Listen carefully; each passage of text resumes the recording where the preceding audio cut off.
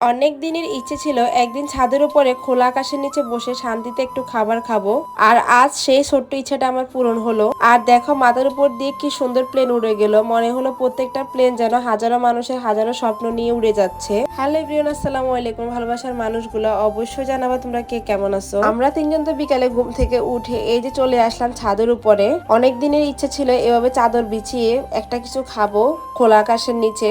জীবনের সব সুখ বড় বড় কিছুতে থাকে না, কখনো কখনো ছোট ছোট মুহূর্তকে মনকে অনেক বেশি শান্তি দেয়। আজকে কিন্তু অনেক বেশি বাতাস ছিল, বাতাসের কারণে কিন্তু অনেক বেশি ভালো লাগছে। ছাদের উপরে গিয়ে একটু গরম লাগে নাই। আর আজকে আমরা বানাবো আমরার ভর্তা, সাথে আমও ছিল। আর এখানে 3 রকমের আচার নিয়ে নিছি, একটু রসুনও নিয়ে আসছি, বাচ্চাদের জন্য পানিও নিয়ে আসছি। অনেক দিনের ইচ্ছে ছিল যে অনেক রকমের আচার দিয়ে একটা ভর্তা বানিয়ে খাবো। এদিকে আমার মেয়ে তো আস্তে আস্তে করে সবগুলো আমরা করতেছি, কিন্তু আসলে ও তো ছোট, ও এত বেশি পারে না। তারপরে মাশাআল্লাহ অনেকটাই করছে ও।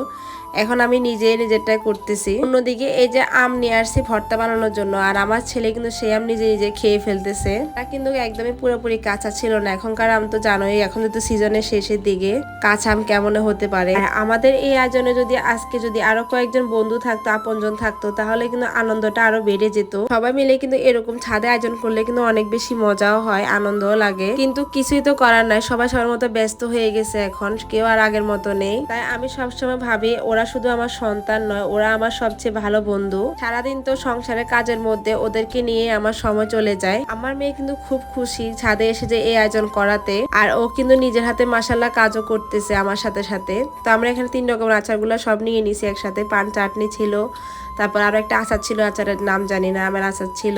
সবগুলা দিয়ে আমি এখন ভর্তাটাকে ভালোভাবে মেখে নিব। বাড়িতে থাকতে তো আমরা সবাই মিলে এই ভর্তা একটু একটু করে খেতাম, আর তখন কিন্তু আরো আনন্দটা আরো বেড়ে যায় দ্বিগুণ। এদিকে আমার যে ভর্তা মাখানো একদমই শেষ, তো আমরা ভাবে মিলে দুজনে খেয়ে নিচ্ছি। ভর্তাটা কিন্তু অনেক বেশি মজা হয়েছে। আর আমার ছেলে তো এখানে দুষ্টামির শেষ নাই, সে তার মতো শুধু দুষ্টামি করতেছে। তাকে কিন্তু আবার বারবার পাহারা দিতে হচ্ছে এই কাজের মধ্যে। এইভাবে ভর্তা বানিয়ে খেয়ে তোমাদের কার কার পছন্দ অবশ্যই কমেন্ট করে জানাবা। আমার কাছে কিন্তু ভর্তাটা আজকে অনেক বেশি মজা লাগছে। খাওয়া দাওয়া শেষে এই যে এখন হাতটা ধুয়ে নিব, এখানে কিন্তু পানির ব্যবস্থা ছিল। আর আমার বাসার চারপাশটা কিন্তু অনেক বেশি খোলামেলা, এই জন্য আমার এই বাসাটা অনেক বেশি ভালো লাগে।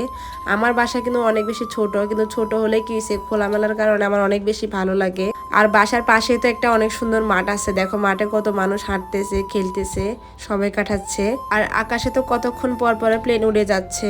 আজকের ভিডিওটা এই পর্যন্ত, নেক্সট কোনো ভিডিওতে আবার দেখা হবে তোমাদের সাথে।